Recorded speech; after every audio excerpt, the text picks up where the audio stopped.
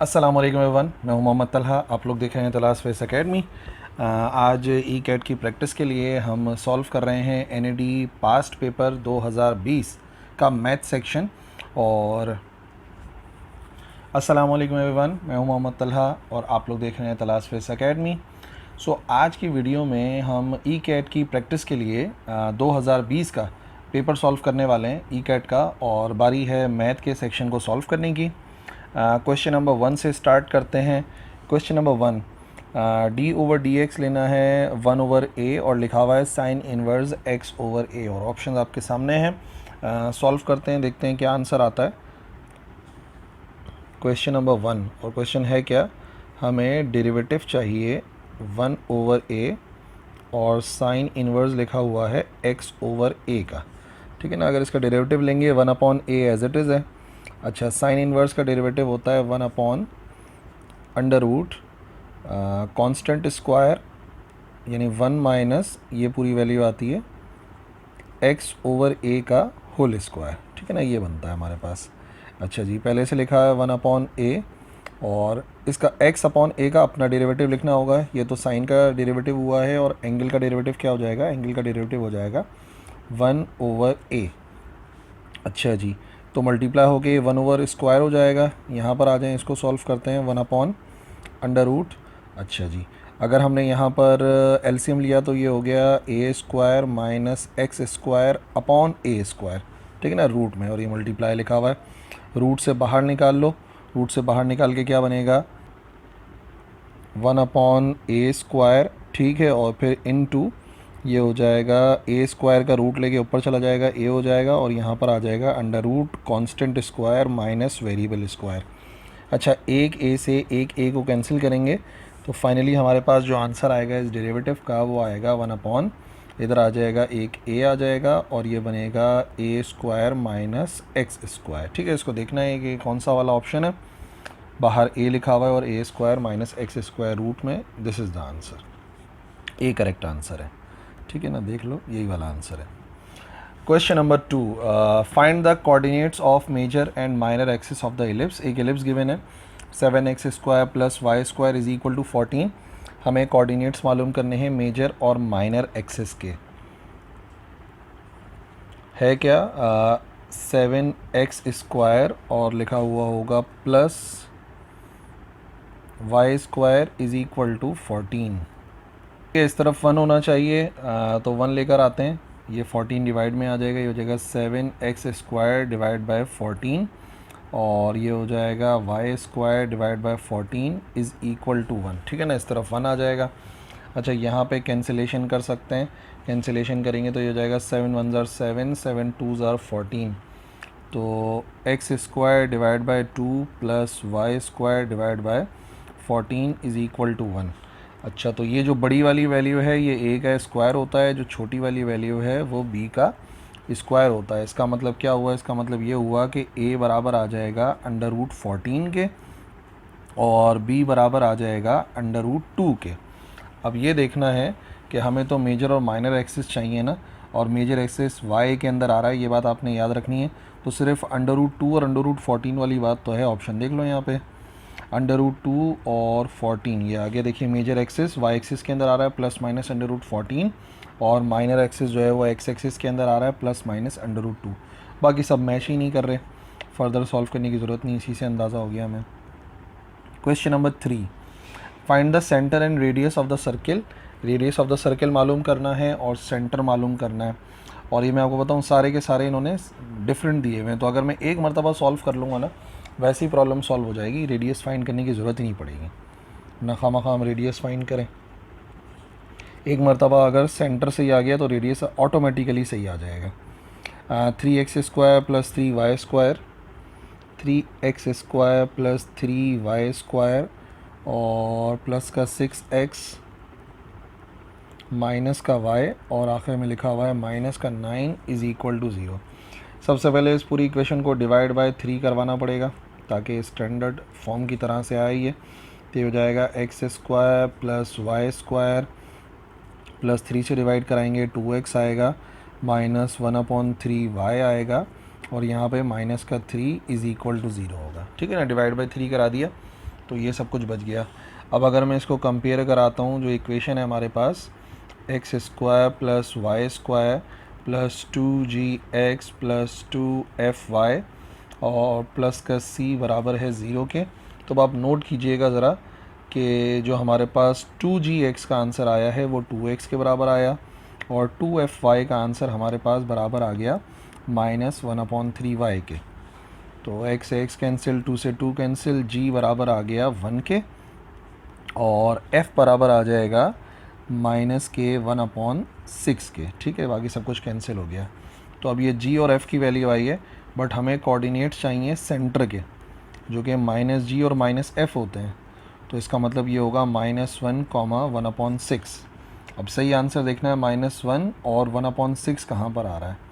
-1 और 1/6 कहाँ पर आ रहा है, तो वो हमारे पास आ रहा है यहीं पर ही। इससे मिलता जुलता कोई और है नहीं, तो अगर रेडियस मालूम करेंगे भी तो आंसर यही आएगा। ठीक है ना। क्वेश्चन नंबर 4 पर आते हैं। The particles covers are displacement by S1। एक पार्टिकल की डिस्प्लेसमेंट गिवन है, S1 गिवन है और S2 गिवन है। तो हमें मालूम करना है कि कितना चेंज आएगा डिस्प्लेसमेंट का आफ्टर 2 सेकेंड्स मालूम करना है। टोटल डिस्प्लेसमेंट देखनी है। ये पहला जो है वो S1 है, S2 है, दोनों को यूज़ करना पड़ेगा एक साथ। क्वेश्चन नंबर 4, S1 और S2 का डिफरेंस निकालना पड़ेगा। ठीक है, पहली जो पोजीशन है पहले वाले की वो है 3t² plus 4t, 3t² plus 4t। और जो दूसरी डिस्प्लेसमेंट है, जो पॉइंट हमें गिवन है वो है 6t² प्लस 2, 6t² प्लस 2। और टाइम जब हमें फाइंड करना है वो हमें फाइंड करना है आफ्टर 2 सेकेंड। ठीक है ना, आफ्टर 2 सेकेंड मालूम करना है। तो देखिए, जो मेन हमें डिस्प्लेसमेंट चाहिए वो बराबर आएगी S2 माइनस S1। तो S2 निकाल लेते हैं, ये हो जाएगा 6t² प्लस का 2 और -3t² प्लस का 4t। अच्छा जी, ये हो गया 6t² प्लस 2 और माइनस का 3t² माइनस का 4t।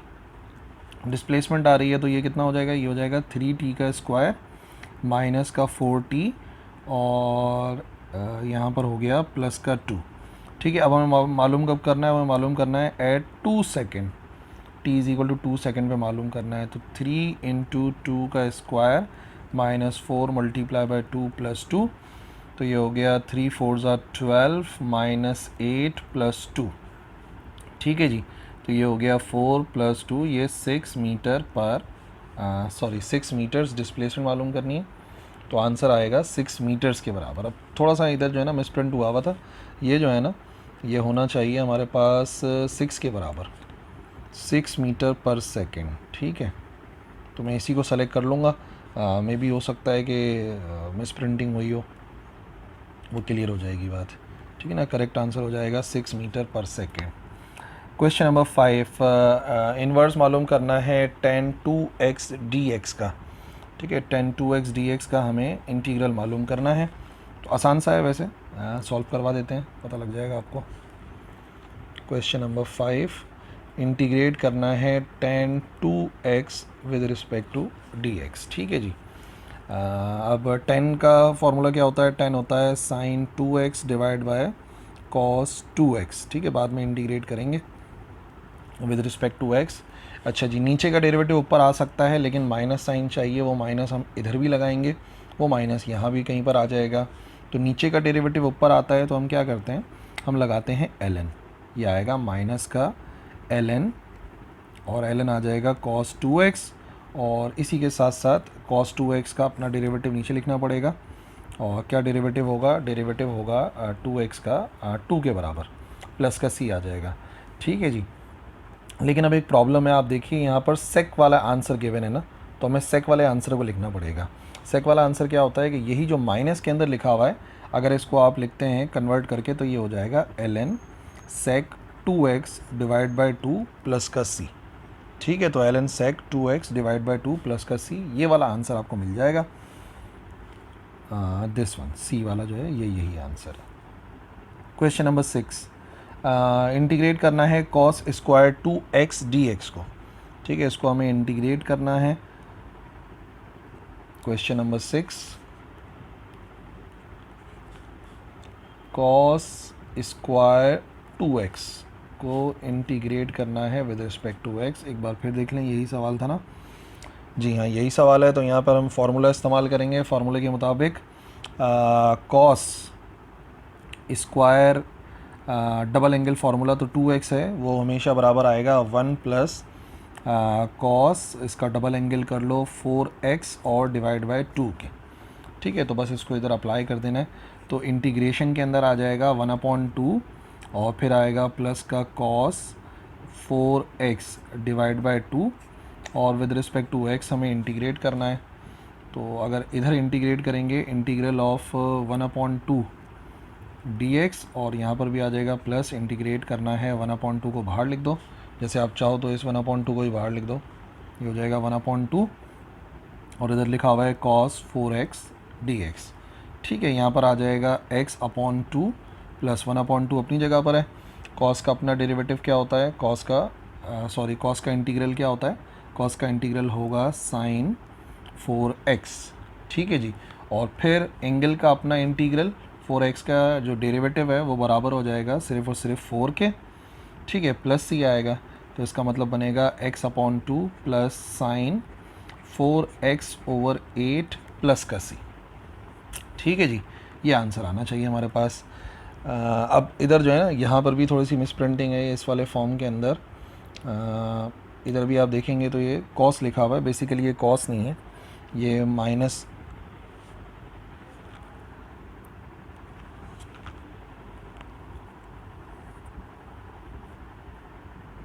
बेसिकली ये साइन होना चाहिए, साइन 4x। ये कॉस का जब भी हम डेरिवेटिव लेंगे तो कॉस तो आ ही नहीं सकता, कॉस वाले, इस वजह से मैं कह रहा हूँ कि सही नहीं है।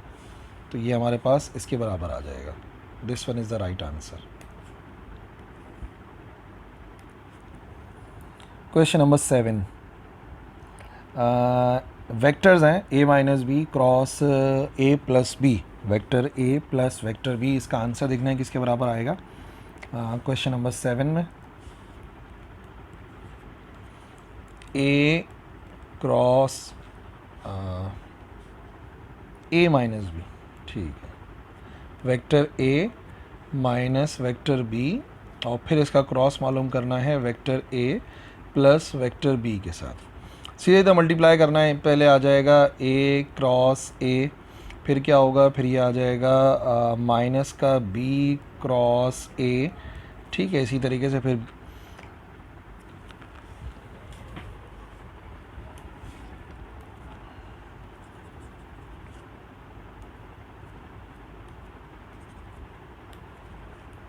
प्लस का a क्रॉस b। ठीक है, a को दोनों से मल्टीप्लाई करा दिया। अब फिर बारी आएगी माइनस का b क्रॉस a, और फिर आ जाएगा माइनस का b क्रॉस b। अब क्रॉस प्रोडक्ट की प्रॉपर्टी ये है कि सिमिलर वेक्टर्स का जो क्रॉस प्रोडक्ट होता है वो ज़ीरो के बराबर होता है, ये ज़ीरो हो जाएगा। अच्छा जी, अगर यहाँ पोजीशन चेंज करते हैं तो साइन चेंज हो जाती है, ये बनता है a cross b plus a cross b। ठीक है, पोजीशन चेंज कर दी तो इन दोनों को ऐड करेंगे तो ये हो जाएगा 2a क्रॉस b के बराबर। ये ऑप्शन आपने ढूंढना है, ये वाला है b वाला।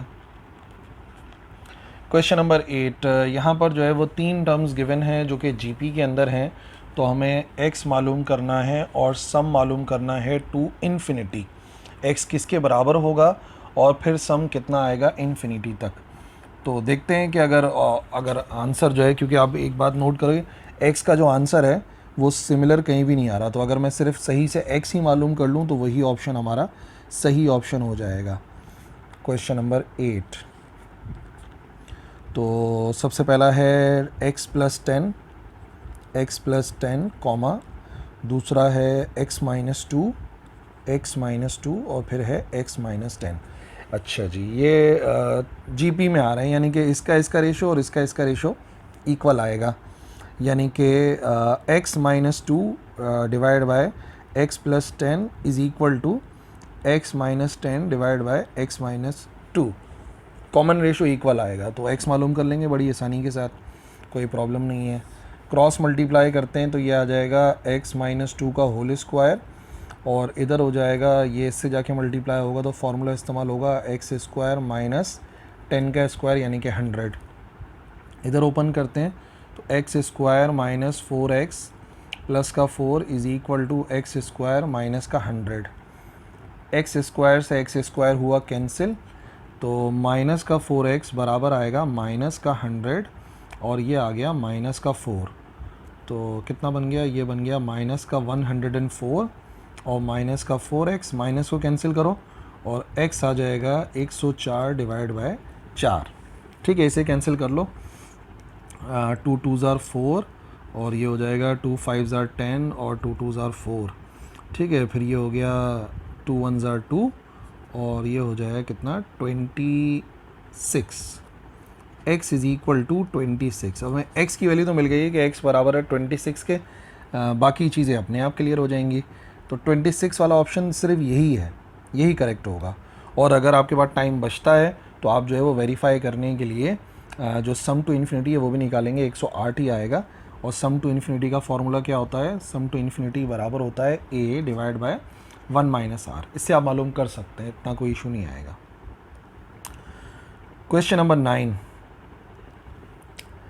16 to the power x is equal to 4। ठीक है, 16 टू द पावर 4 जो है ये आ गया। ठीक है, फिर यहाँ पर आ गया 5 to the power x plus y लिखा हुआ है, x plus y is equal to 625। तो बताइए कि y किसके बराबर होगा। 2-3 स्टेप में इसको भी सॉल्व कर सकते हैं। क्वेश्चन नंबर 9, सबसे पहले तो लिखा हुआ है 16 to the power x is equal to 4। ठीक है, उसके बाद क्या लिखा है, उसके बाद लिखा है 5 की power x plus y is equal to 625। और फिर हमें मालूम करना है कि एक्चुअली y किसके बराबर होगा। तो पहले x की वैल्यू मालूम कर सकते हैं आसानी के साथ। ये तो रूट नज़र आ रहा है कि 16 का स्क्वायर रूट लेंगे तो 4 के बराबर आएगा। हम ऐसे लिख सकते हैं 16 की पावर 1/2 बराबर होता है 4 के। इट मीन्स जो x है वो तो बराबर आ गया 1/2 के। अच्छा जी, अब इधर आप एक बात आप नोट कीजिएगा, वो बात ये है कि अगर मैं पावर बनाना चाहूँ तो 5 की कितनी पावर जो है वो 25 बन जाती है। 5 5 ज़ा 25, 25 और ये हो जाएगा 25 में 25, यानी कि 5 की पावर 4 बराबर होता है 625 के। ये हम जानते हैं। अच्छा, गिवन क्या है, गिवन ये है कि 625 एक्चुअली बराबर है 5 की पावर x प्लस वाई के।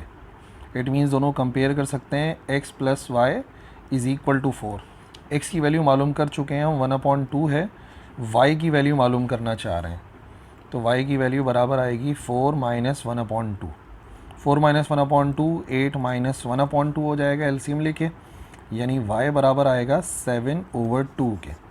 y इज़ इक्वल टू 7/2, जो कि हमारा सी वाला ऑप्शन है, 7/2। क्वेश्चन नंबर 10, ये आसान सा है, प्रॉपर्टी है। अगर x बराबर है, अगर z बराबर है x प्लस वाई आयोटा के, जो कि एक कॉम्प्लेक्स नंबर है, तो z इंटू जेड बार किसके बराबर आएगा, कैलकुलेट करना है। क्वेश्चन नंबर 10 में x किसके बराबर, z किसके बराबर है, z बराबर है x प्लस आयोटा y के। ठीक है, तो z बार किसके बराबर होगा, z बार बराबर होगा x माइनस आयोटा y के। ये बात याद रखिए, जब हमने उसका कॉन्जुगेट लिया है, बार लिया है, तो अब मुझे मालूम करना है z इंटू जेड बार। तो ये हो जाएगा x प्लस आयोटा y और x minus iota y। Formula इस्तेमाल करेंगे तो x का स्क्वायर प्लस आयोटा y का होल स्क्वायर। अच्छा, आयोटा का स्क्वायर करते हैं तो आपको पता है -1 के बराबर आता है। तो इसका मतलब z इंटू जेड बार बराबर आएगा x स्क्वायर, और आप देखिए फार्मूले माइनस आना चाहिए था, sorry, x square minus y square होता है। ये फार्मूला मैंने इस्तेमाल करा है, a plus B into a minus B बराबर होता है a square minus B square, तो उसका माइनस है। अच्छा, आयोटा का माइनस माइनस इसको प्लस करेगा तो इसका आंसर बराबर आएगा x square plus y square के, x square plus y square के बराबर आएगा। क्वेश्चन नंबर 11, अगर ए एक स्क्वायर मैट्रिक्स है और उसी मैट्रिक्स का जो वैल्यू है वो ट्रांसपोज के बराबर है, दोनों मैट्रिसेस आपस में बराबर हैं, वही ए जो है वो उसके ट्रांसपोज के बराबर है। तो एक्चुअली एक ऐसा मैट्रिक्स जो कि स्क्वायर भी होता है और वो खुद बराबर होता है उसके अपने ट्रांसपोज के, तो ये डेफिनेशन बनती है एक सिमेट्रिक मैट्रिक्स की। सिमेट्रिक मैट्रिक्स की ख़ास बात यह है कि उसका जो ट्रांसपोज होता है वो एक्चुअली मैट्रिक्स के ही बराबर होता है। Question number 12, probability of head when two coins are tossed. दो कॉइन को हमने एक साथ टॉस किया है, तो बताइए क्या है प्रोबेबिलिटी कि दोनों के अंदर जो है वो हेड आ जाएं। तो ये तो आसान सी बात है, बड़ी 12 इधर ही समझाया। तो देखिए टोटल हमारे पास कितने केसेस हो सकते हैं, दोनों में हेड आ सकता है, दोनों में टेल आ सकता है, या चलो एक में टेल एक में हेड, और पहले में हेड आ जाएगा, दूसरे में टेल आ जाएगा, और लास्ट वाले में दोनों में टेल आ जाएगा। यानी जो टोटल हमारे पास कॉम्बिनेशंस हैं वो 4 हैं, जिसमें से फेवरेबल हमारे पास एक ही आ रहा है। तो इसका मतलब 1/4 होगी उसकी प्रोबेबिलिटी, 1/4। दो हेड आ जाएं तो प्रोबेबिलिटी जो है वो 1/4 है। इफ़ एफ ऑफ एक्स बराबर है ax² + bx + c के, और उसमें अगर मैं एक्स की जगह पे 1 पुट करता हूँ तो आंसर 3 आता है, -1 पुट करता हूँ तब भी आंसर 3 आता है। तो बताइए कि a + c किसके बराबर आएगा। ठीक है, आसान सा सवाल है, सिंप्लीफाई करके ही आंसर आएगा इसका भी। क्वेश्चन नंबर 13, फंक्शन क्या है हमारे पास, फंक्शन है हमारे पास ax² + bx + c। ठीक है, क्वाड्रेटिक इक्वेशन। और फिर जो है कह रहे हैं कि अगर मैं पुट करता हूँ 1, अगर मैं 1 पुट करता हूँ तो आंसर 3 के बराबर आ रहा है। ठीक है ना, यानी कि अगर मैं पुट करता हूँ यहाँ पर a 1² + b × 1 + c, ऐसे ही होगा ना।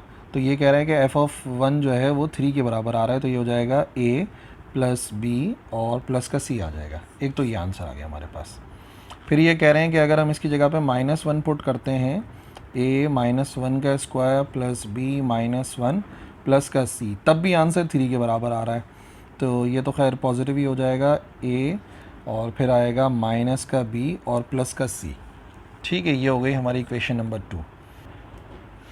अब फाइंड हमें क्या करना है, फाइंड हमें करना है c + a। अगर मैं 1 इन दोनों इक्वेशंस को ऐड कर देता हूँ ना, तो आप देखिएगा ऐड करने से b हो जाएगा कैंसिल, तो अपने आप a + c बच जाएगा। तो हम ऐसे ही करेंगे, हम करेंगे एडिंग इक्वेशन 1 एंड इक्वेशन 2, हम दोनों को ऐड करेंगे। तो ऐड करने के बाद ये हो जाएगा 3 = a + b + c और 3 = a - b + c। तो ये हो जाएगा ऐड करके 6, और ये हो गया, ये दोनों हो गए कैंसिल, 2a + c आ जाएगा। पहले ही मैंने 2 लगा दिया। तो इसका मतलब जब हमें निकालनी होगी वैल्यू ऑफ a + c, तो बराबर आएगी 6/2 के, और वो 6/2 बराबर होता है 3 के। a + c = 3। b, question number 14, एक डायगोनल मैट्रिक्स है जिसके सारे डायगोनल एलिमेंट्स 1 के बराबर हैं। तो ऐसी सूरत में उसे कहते हैं आइडेंटिटी मैट्रिक्स। आइडेंटिटी मैट्रिक्स के अंदर जो डायगोनल हैं उनकी वैल्यूज़ 1 के बराबर होती हैं। अच्छा, स्केलर में डायगोनल सेम होते हैं स्केलर मैट्रिक्स के अंदर, लेकिन 1 नहीं होते। 15, limit x approaches to 0 x ln x। ठीक है जी, this is the property where x × ln x = 0। Question number 16, एक एंगल है ट्राइंगल का, अल्फ़ा 30 के बराबर है, बीटा जो है वो 70 के बराबर है, और सी जो है एक साइड गिवन है हमें, वो बराबर है 9 सेंटीमीटर के। अब सवाल क्या है, सवाल ये है कि हमें वैल्यू ऑफ ए मालूम करनी है। अब एंगल्स हमें नज़र आ रहे हैं। तो क्वेश्चन नंबर 16, मालूम हमें करना है ए की वैल्यू। तो देखिए फार्मूला क्या होता है, फार्मूला होता है साइन अल्फ़ा, ठीक है, उसके सामने वाला एंगल यानी कि ए, और फिर जो भी कोई एक वैल्यू मालूम हो उसको आप यूज़ कर लें। और सी की वैल्यू हमें मालूम है, तो इधर हम कर लेंगे साइन गैमा / सी। अच्छा, गैमा एंगल कैसे निकलेगा, देखिए अल्फ़ा + बीटा + गैमा, ये 180 होना चाहिए एंगल के, ट्राइंगल के सारे एंगल्स को जब ऐड करते हैं। तो अगर आपको गैमा की वैल्यू चाहिए तो ये हो जाएगा 180, और माइनस कितनी वैल्यू बन रही है, 70 + 30 होता है 100। ठीक है, तो इसका मतलब गैमा बराबर आ जाएगा 80 डिग्रीज़ के। अच्छा जी, तो साइन अल्फ़ा 30, साइन 30 मालूम करना है, और डिवाइड बाय ए हमें फाइंड करना है। सी की वैल्यू हमें गिवन है, सी है 9 के बराबर, और साइन 80 समथिंग हमें मालूम करना है, ये ए लिखा हुआ है। तो अगर मुझे ए की वैल्यू को अलग करना है तो 9 मल्टीप्लाई होगा साइन 30 से और फिर डिवाइड में आ जाएगा साइन 80। तो साइन 30 तो आपको याद होगा 0.5 के बराबर होता है। साइन 80 जो है वो आप थोड़ा सा याद रखिए, अंदाज़ा रखिए कि साइन 91 के बराबर होता है। तो इसका आंसर कुछ ना कुछ कम होता है, 0.9 समथिंग होता है, 0.98 समथिंग। तो हमारे पास ए का आंसर आ जाएगा, ये आएगा तकरीबन 4.5 समथिंग। तो जो हमारा आंसर होगा 4.5 वाला करेक्ट आंसर होगा। अच्छा जी, 17 1/1 प्लस 10 स्क्वायर थीटा प्रॉपर्टी है basically. Question number 17, 1/1 plus 10 square theta, ठीक है। अच्छा, ये बराबर होता है 1 प्लस 10 स्क्वायर थीटा बराबर होता है सेक स्क्वायर थीटा के। तो 1 सेक स्क्वायर थीटा बराबर होता है कॉस स्क्वायर थीटा के। सीधा सीधा इसको यूज़ कर सकते हैं, कॉस स्क्वायर थीटा, यानी कि ए होगा करेक्ट आंसर। अच्छा जी, 18 में डिटर्मिनेंट मालूम करना है और वैल्यू हमें गिवन है यहाँ पर। अब आप देखिए कि इसको 0 से एक्सपेंड नहीं कर सकते, 0 से एक्सपेंड नहीं कर सकते, ना इधर से ना इधर से, 1 से ही एक्सपेंड करेंगे। जब इसको 1 से एक्सपेंड करेंगे तो ओमेगा इंटू ओमेगा स्क्वायर बराबर आएगा ओमेगा क्यूब के, ठीक है ना। जब एक्सपेंड करेंगे, जल्दी से बता रहा हूँ शॉर्ट से, omega into omega square omega cube आएगा, 0 इंटू 0 0 होता है, यानी सिर्फ ओमेगा इंटू ओमेगा स्क्वायर जो ओमेगा क्यूब के बराबर आएगा वो आंसर है। लेकिन ओमेगा क्यूब यहाँ पे लिखा हुआ नहीं है, क्योंकि ओमेगा क्यूब एक्चुअली बराबर होता है 1 के, इस वजह से इसका डिटर्मिनेंट जो है वो 1 के ही बराबर आएगा। Question number 19, find the slope of the line passing through. Slope मालूम करना है, इससे आसान क्या सवाल होगा, लेकिन सिंप्लीफाई करना पड़ेगा इसको। स्लोप का फार्मूला क्या होता है? स्लोप का फार्मूला होता है y2 minus y1 divide by x2 minus x1। तो y2 minus y1 6 minus 3, 6 minus 3, और x2 माइनस x1 ये हो गया 3 माइनस 1, 3 माइनस 1। तो ये हो गया कितना, 3 डिवाइड बाय 3 माइनस 1 होता है 2, तो इसका मतलब 3/2 होगा। करेक्ट आंसर डी है। तो 19 का आंसर हो गया डी, 3/2।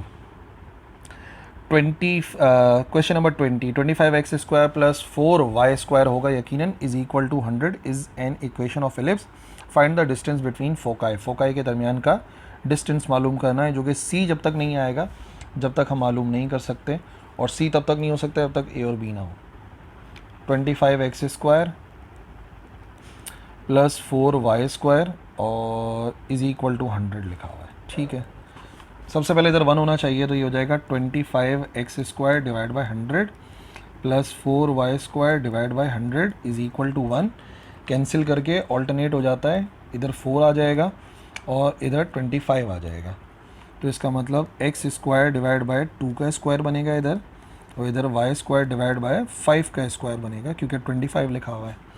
इट मीन्स a के स्क्वायर 5 का स्क्वायर हो गया, यानी कि a खुद बराबर हो गया 5 के, और इसी तरीके से b का स्क्वायर बराबर आ गया 2 के स्क्वायर से, यानी कि b बराबर आ जाएगा 2 के।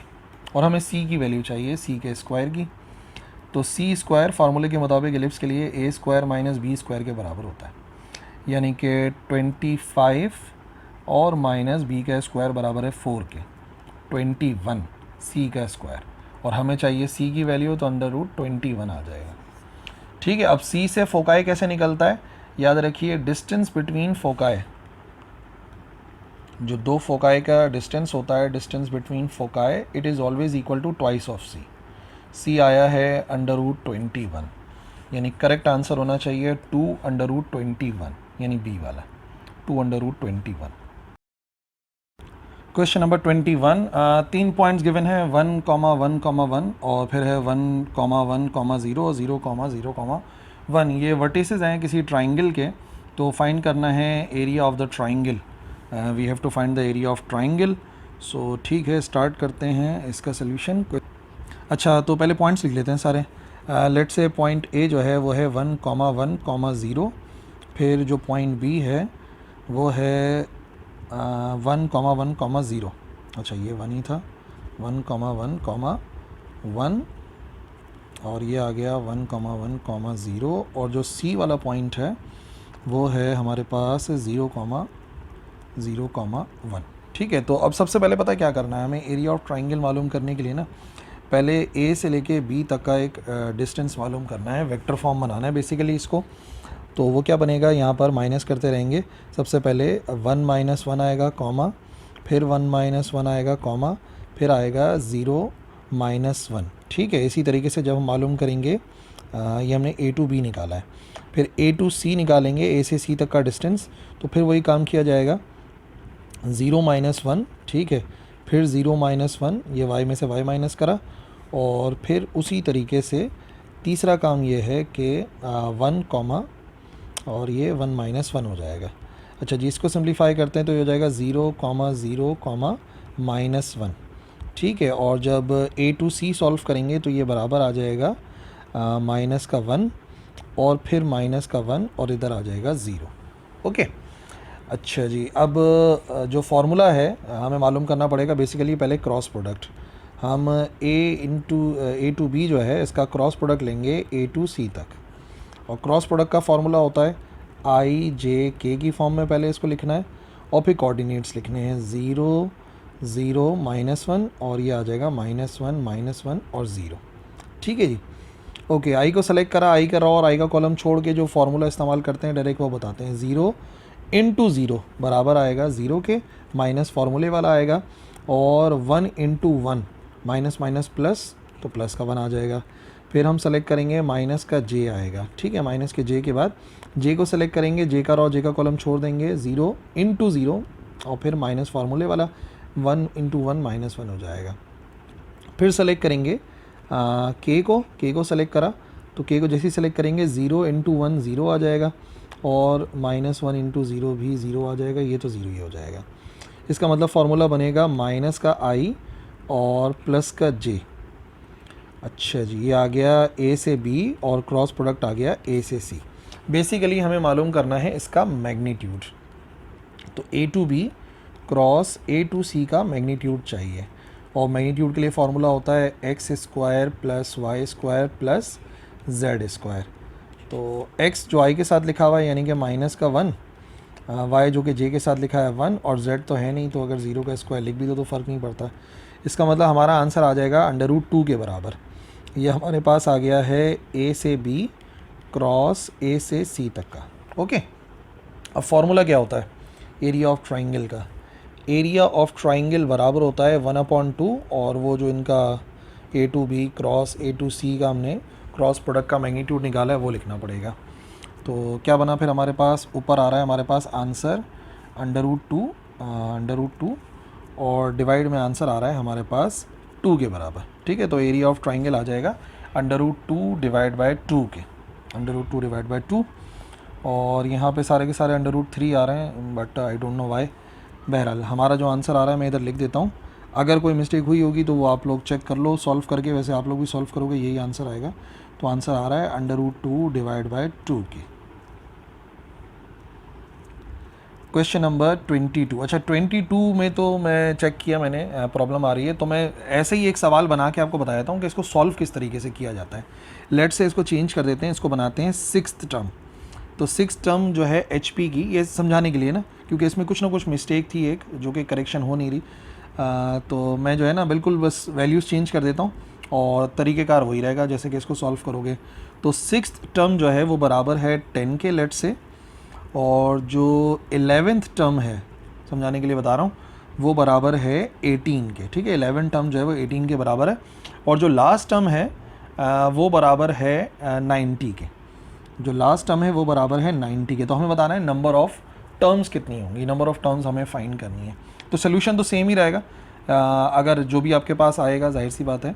इसमें थोड़ा सा मुझे कुछ गलती लग रही है, 34, 35, क्योंकि एक पेपर में मैंने देखा 35 था, एक में 34, तो मैंने कहा कि बस एक इस जैसा ही सवाल जो है आपको समझा दूँ।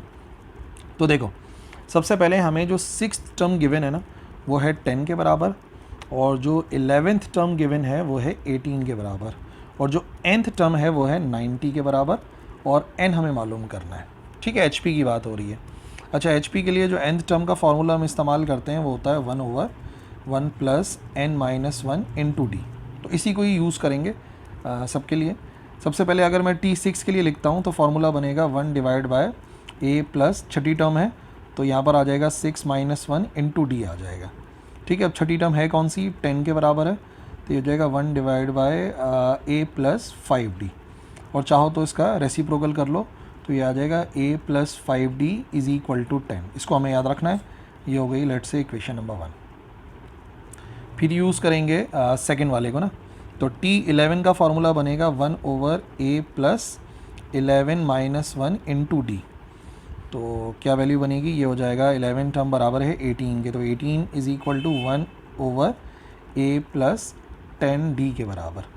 और अगर हम लिखना चाहें a प्लस 10d तो वो बराबर आ जाएगा 1 ओवर 18 के। ये हो गई हमारी इक्वेशन नंबर 2। अच्छा, सिंप्लीफाई ऐसे ही करना है आपने कि ये जो दो इक्वेशंस आ रही हैं इनमें से आप जो है लेट्स से अगर सब्ट्रैक्ट कराओगे तो a कैंसिल हो जाएगा और d का आंसर आ जाएगा। तो अगर मैं इक्वेशन नंबर 2 में से माइनस कराता हूँ इक्वेशन 1 को, तो आप देखिए 2 में से 1 को माइनस कराते हैं। इक्वेशन 2 a प्लस 10d, ये इक्वेशन 2 है, इसमें से माइनस कराते हैं इक्वेशन 1 को a, और ये आ जाएगा प्लस का 5d, और इस तरफ लिखा हुआ है इक्वेशन 2 में 1 ओवर 18 और यहाँ पर आ रहा है माइनस का 1 ओवर 10। ठीक है, 1 ओवर 10 है, रेसिप्रोकल किया है। ठीक है जी, तो इधर क्या हो जाएगा, इधर हो जाएगा a plus 10d minus a minus का 5d। इधर एलसीएम लेंगे तो ये हो जाएगा, नीचे आ जाएगा 180 और 10 माइनस 18 आ जाएगा। अच्छा, इधर a से a कैंसिल, ये हो गया 5d, और फिर यहाँ पे अगर सिंप्लीफाई करते हैं तो 10 माइनस 18 ये हो जाएगा माइनस का 8 डिवाइड बाय 180। ठीक है, इसको आप सिंप्लीफाई कर लो जितना कैंसिल हो रहा है, तो हो जाएगा 2 4s are 8 और 2 9s are 18, तो 4/90, और इसको और कर लो 2 2s are 4 और ये हो जाएगा कैंसिल होके 45। ठीक है, तो 5d बराबर आ गया हमारे पास, 5d is equal to 2 divide by 45, और फिर ये डिवाइड में चला जाएगा तो हमारे पास d का आंसर आ जाएगा 2 डिवाइड बाय 5 इंटू 45। ठीक है जी, अब 5 इंटू 45 होता है 2 डिवाइड बाय 225। ठीक है, हमारे पास वैल्यू आ गई d की, बट माइनस साइन चला आ रहा है तो माइनस लगा दीजिए, -2/225d आ गया। अब इसकी मदद से आप a मालूम कर सकते हैं, इक्वेशन 1 को इस्तेमाल करोगे, इक्वेशन 2 को इस्तेमाल करो, दोनों में से जो इजी लगे। जैसे ये इक्वेशन नंबर 1 को यूज़ करते हैं। इक्वेशन 1 क्या थी हमारे पास, equation 1 implies that a plus 5d बराबर था 1 ओवर 10 के, तो a इज़ इक्वल टू 5 और a प्लस 5 और d की वैल्यू आई है माइनस का 2/225 और इधर लिखा है 1 ओवर 10। ठीक है, इसको सिंप्लीफाई करते हैं तो दोबारा से कैंसिल हो गए 45 आएगा, तो a minus 2/45 is equal to 1 over 10, और फाइनली जब मुझे a की वैल्यू निकालनी है तो ये आ जाएगा 1/10 प्लस 2/45। एलसीएम लिया 450 और ये हो गया 45 और प्लस का 20, a is equal to 45 plus 20 65 divide by 450 और ये आ गया a। ठीक है, इसको सिंप्लीफाई कर लेते हैं। 65 डिवाइड बाय 450 सिंप्लीफाई होके आएगा 13/90। ठीक है ना, आप कैंसिलेशन कर लेना, पता लग जाएगा। तो a की वैल्यू आ गई, d की वैल्यू आ गई, हमारे पास a और d दोनों आ गए। अब जो लास्ट टर्म थी ना, क्योंकि हमें n मालूम करना है, तो tn का फॉर्मूला बनेगा 1 over a plus n minus 1 into D. ठीक है, tn कितना गिवन था हमें, tn गिवन था 90 के बराबर, तो 90 is equal to 1 over 13 divide by 90 और plus n minus 1 into d कितना आया था, d आया था ऊपर लिखा हुआ होगा माइनस का 2/225। ठीक है, ये बना हुआ था। अच्छा, रेसिप्रोकल कर लेते हैं, थोड़ा सा इजी हो जाएगा सॉल्व करना। तो रेसिप्रोकल करके ये हो जाएगा 1 over 90 is equal to 13 over 90 और प्लस का n माइनस 1 और इधर लिखा हुआ माइनस का 225। एलसीएम लेने के लिए इस तरफ भेज देते हैं इसको, तो 1/90 minus 13/90 is equal to n minus 1 और माइनस का 2/225। इसी तरीके से ये तो हो जाएगा 1 माइनस 13 माइनस 12/90 और लिखा हुआ है n-1 माइनस का 2/225। अच्छा जी, माइनस का 12 इंटू 225, ठीक है, और डिवाइड में आ जाएगा, माइनस माइनस कैंसिल भी कर देंगे, कोई इतनी इशू नहीं है, और ये हो जाएगा 90 इंटू 2, ठीक है, इसको सिंप्लीफाई करेंगे और यहाँ पे बचेगा हमारे पास n-1, हमारे पास n-1 बचेगा। ये आएगा 15 इज इक्वल टू n-1, ठीक है, माइनस को हमने कैंसिल कर दिया था, हटा दो उसको, दोनों तरफ माइनस था, माइनस से माइनस कैंसिल कर दिया था, तो n बराबर आ जाएगा 15 + 1 यानी कि 16।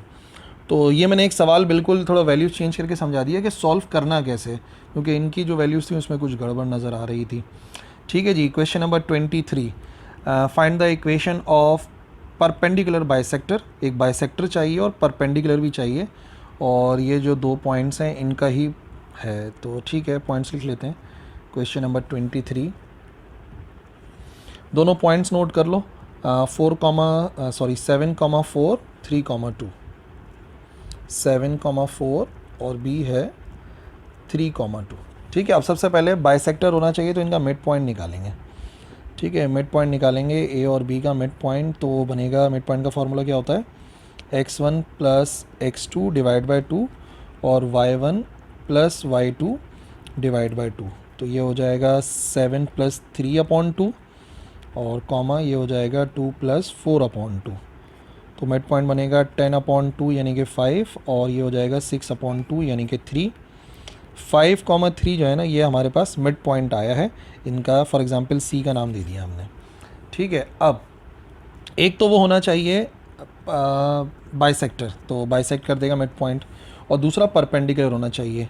तो अगर मैं मालूम कर लूँ पहले slope of A B, m1 कर देता हूँ, तो फॉर्मूले के मुताबिक y2 - y1 और x2 - x1 आएगा, तो 2 - 4 और ये हो जाएगा 3 - 7, तो माइनस का 2 अपॉन और 3 - 7 ये हो जाएगा माइनस का 4, और ये हो जाएगा माइनस का 4, तो कैंसिल करके आंसर आ जाएगा 1/2। ठीक है, m1 का। अब क्योंकि वो कह रहे हैं परपेंडिकुलर बाइसेक्टर है, तो अगर इसका परपेंडिकुलर है तो परपेंडिकुलर के लिए जो वो होता है हमारे पास स्लोप, वो होता है नेगेटिव रेसिप्रोकल, तो m2 आ जाएगा, इसका नेगेटिव करेंगे और रेसिप्रोकल करके 2 आ जाएगा। ठीक है, तो अब हमारे पास स्लोप आ गया, पॉइंट आ गया, स्ट्रेट लाइन मालूम करनी है जो उससे पास हो रही होगी, तो फॉर्मूले के मुताबिक y - y1 is equal to m2 कर देते हैं और x - x1, y - y1 इधर से आएगा 3 और स्लोप आ गया माइनस का 2 और x - x1 है हमारे पास 5 के बराबर, तो y - 3 is equal to minus का 2x और प्लस का 10 यानी कि 2x + y माइनस का 3 और माइनस का 10 इज़ इक्वल टू 0, यानी कि 2x + y माइनस का 13 बराबर है 0 के, ये बनेगा, माइनस का 13 आना चाहिए, ये वाला ए वाला ऑप्शन है। ठीक है जी, क्वेश्चन नंबर 24 में लिखा हुआ है ग्रेडियंट मालूम करना है, dy/dx मालूम करना है और पॉइंट हमें गिवन है। क्वेश्चन नंबर 24, इक्वेशन क्या है वो लिख लेते हैं, x³ + y³ और फिर आ रहा है +3x माइनस का 6y और +9 इज़ इक्वल टू 0, और पॉइंट्स कौन कौन से हैं, पॉइंट्स हैं हमारे पास 1,2। ठीक है, तो डिफरेंशिएट करना पड़ेगा with respect to x, differentiating with respect to x, 3x² + 3y² dy/dx, ठीक है, और फिर +3 और -6 dy/dx और प्लस का 0 इज़ इक्वल टू 0। 3 कॉमन लेके दूसरी तरफ भेज तो 0 हो जाएगा, तो ये हो जाएगा x² + y² dy/dx प्लस का 1 बचा यहाँ पे और माइनस का 2 dy/dx इज़ इक्वल टू 0। अब dy/dx वाली वैल्यूज छोड़ के बाकी सब दूसरी तरफ, तो माइनस का x² और माइनस का 1, ठीक है। और इधर क्या बच गया, y square d y over d x और माइनस का 2 d y over d x is equal to, ठीक है। कॉमन लेके दूसरी तरफ भेजेंगे तो d y over d x बराबर आएगा माइनस का एक्स स्क्वायर माइनस का 1 divide by y square minus का 2, ठीक है। कॉमन लेके भेजा है ना, बस आप वैल्यूज़ पुट कर लो यहाँ पर। एक्स की वैल्यू है 1 तो माइनस 1 का स्क्वायर माइनस 1 डिवाइड बाय, इसकी वैल्यू है 2 तो 2 का स्क्वायर माइनस का 2। क्या वैल्यू बची, ऊपर आ जाएगा माइनस माइनस प्लस माइनस का 2, और 4 माइनस 2 खुद बराबर होता है किसके, 4 माइनस 2 2 के बराबर होता है। -1 आ रहा भाई आंसर। ओके, सी हो गया माइनस का 1, राइट आंसर। और आखिरी है equation of the ellipse. Last है 25 इक्वेशन ऑफ एलिप्स, जिसका वर्टिसेस जो है वो +-5,0 है, लेटस रेक्टम 3 है। तो वो कौन सा है, देखें लेटस रेक्टम की ज़रूरत ही नहीं पड़ेगी, आई थिंक वर्टिसेस से ही प्रॉब्लम सॉल्व हो जाएगी हमारे पास, ठीक है। तो +-5,0 यानी कि जो ए की वैल्यू है वो बेसिकली बराबर है +-5,0। तो पहले इसी को चेक कर लेते हैं ना, ये हो जाएगा 3x स्क्वायर डिवाइड बाय 75, और फिर हमारे पास है 10y स्क्वायर और डिवाइड बाय 75, ठीक है ना, इज़ इक्वल टू 1 हो जाएगा। इसको कैंसिल करेंगे तो ये कितना बनेगा, 3 1 ज़ार 3, और ये हो गया 3 2 ज़ार 6 और 25, और यहाँ पर तो ऐसा कुछ नज़र नहीं आ रहा, यहाँ पे कैंसिल कर भी देंगे तो ये हो जाएगा 2, और फिर ये हो जाएगा 5 2 ज़ार 10 और 5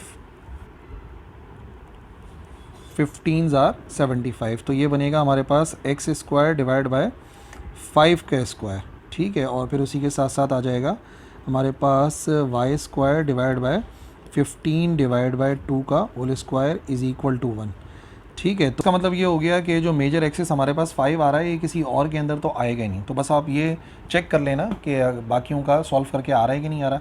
बहरहाल हमारा जो करेक्ट आंसर होगा वो पहला वाला ही है जिसको हमने चेक किया, जो कि है 3x square plus 10y square is equal to 75, ठीक है भाई। तो ये थी आज की हमारी वीडियो, 2020 के क्वेश्चन सॉल्व करें मैथ सेक्शन के। आई होप समझ में आ गए होंगे। कोई भी कन्फ्यूजन है तो आप कमेंट सेक्शन में लिख सकते हैं। Thank you very much. अल्लाह हाफ़िज़।